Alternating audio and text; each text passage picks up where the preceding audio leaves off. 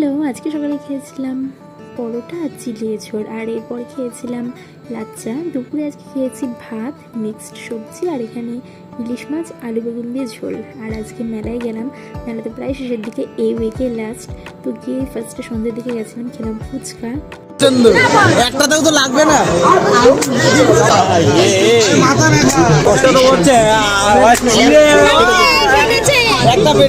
আরে তুই মাথা মাখা আছে, কোনো মারবি, একটাও যাবে না।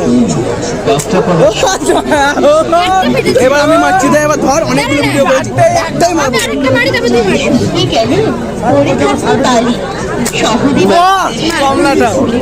বেলুন টেলুন ফাটানোর পর শর্মা রোল খেলাম, আর তারপরে খেয়েছিলাম সফটি চকলেট ফ্লেভারের লস্যিও খেলাম।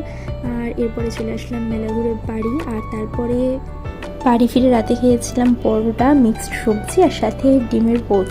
তো চলো আজকের মতো ভিডিওটা এই পর্যন্তই, বাই।